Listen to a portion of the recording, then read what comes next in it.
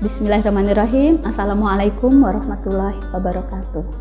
Alhamdulillahilladzi assalatu wassalamu ala rasulillah. La ilaha illallah wahdahu la syarikalah, lahul mulku wa lahul hamdu wa huwa ala kulli syai'in qadir. Alhamdulillah, saudaraku rahimakumullah, kita sudah memasuki Ramadan. Betapa hati kita penuh keceriaan, penuh kegembiraan, penuh kebahagiaan. Kita siapkan hati kita, fisik kita, pikiran kita, semuanya kita maksimalkan untuk menyambut Ramadan yang penuh berkah ini. Kenapa?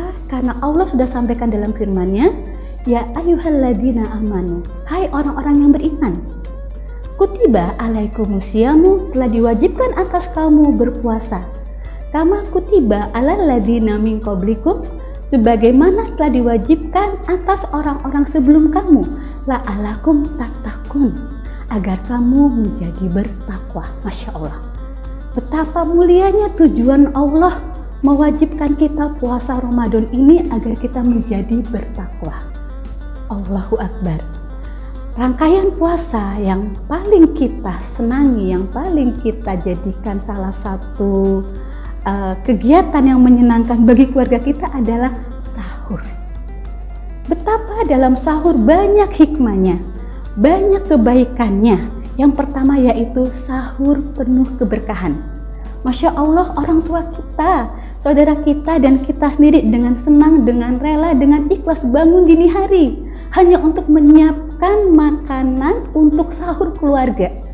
Karena kita paham bahwa sahur itu penuh dengan berkah. Karena itu ayo semangat sahur. Dengan bersahur kita mendapatkan berkah dari Allah. Sudah dapat makanan enak, bersama dengan keluarga, penuh kecintaan, dan yang pasti adalah penuh berkah. Dalam hadis riwayat Bukhari dan Muslim yang disampaikan oleh Anas bin Malik, bersahurlah kalian karena di dalam sahur ada keberkahan. Masya Allah, mari kita berburu berkahnya Allah. Yang kedua yaitu sahur menjadi pembeda antara kita umat Islam dengan umat lainnya. Dalam riwayat hadis Muslim yang disampaikan oleh Amr bin As, bahwa bersahurlah kita karena sahur ini menjadi pembeda antara puasa kami dengan puasa ahlul kitab. Karena itu kita bersahur. Di mana Rasulullah juga menyatakan kepada kita, sahur itu menjadi ciri khasnya umat Islam. Ini menjadi simbol keagungan umat Islam. Kalau kita lihat, Masya Allah ya, betapa bahagianya orang-orang di Indonesia menyambut sahur. Itu di desa-desa, di kampung-kampung, sebelum sahur tuh mereka sudah bangun sahur sambil beduk gitu ya. Itu Masya Allah bikin kita tambah apa ya, tambah heroik gitu loh, tambah suka, tambah bahagia, tambah semangat menjalankan sahur. Nah, dengan sahur, insya Allah kita bisa melewati puasa kita dengan baik. Itu yang kedua. Nah, yang ketiga, kita juga harus mengakhirkan sahur. Karena sesungguhnya mengakhirkan sahur itu sunnahnya Rasulullah. Ya, dimana yang dimaksud dengan mengakhirkan sahur adalah, misalnya kita subuhnya jam 5 nih. Nah, disebut dengan mengakhirkan sahur adalah mencontoh Rasulullah. Durasi Rasulullah bersahur untuk berpuasa adalah seperti membaca 50 ayat yang sedang, tidak panjang dan tidak pendek. Seperti itu. Jadi kurang lebih sekitar 45 sampai 30 menit. Karena itu seadanya subuh kita pukul 5, maka kita boleh persiapan sahur jam 4.15 sampai menjelang subuh. Itu yang dimaksud dengan mengakhirkan sahur, karena memang sunnah Rasulullah seperti itu. Nah, yang keempat yaitu kapan batas akhir sahur. Nah, saudaraku rahimakumullah, batas akhir sahur adalah sampai subuh, sampai azan subuh.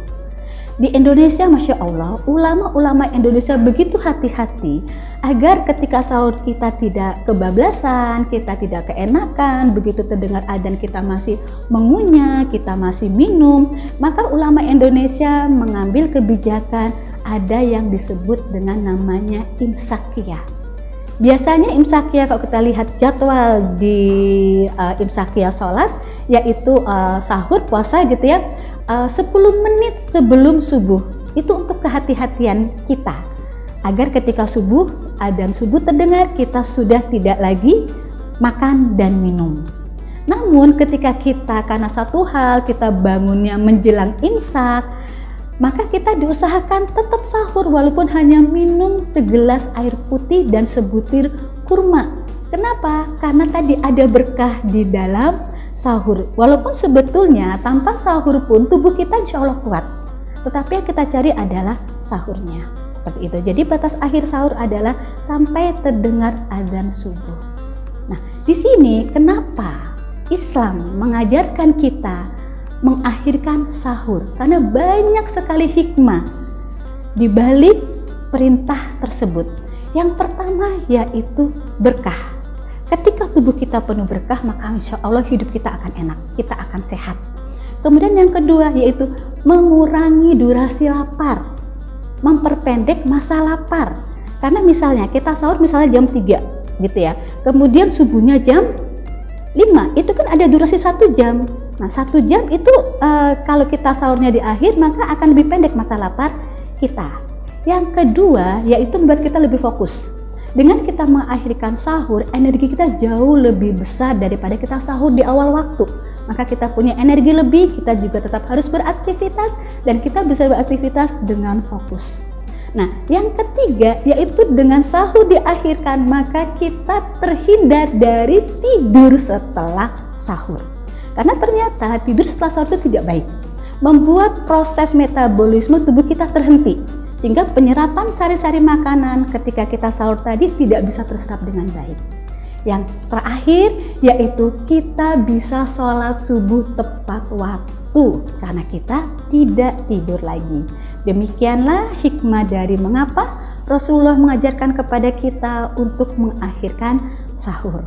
Keep semangat sahur sehingga puasa kita lebih berkah dan hidup kita lebih bahagia sehingga kita lepas Ramadan menjadi generasi yang robbani la'alakum tattaqun. Amin Allahumma amin. Wassalamualaikum warahmatullahi wabarakatuh.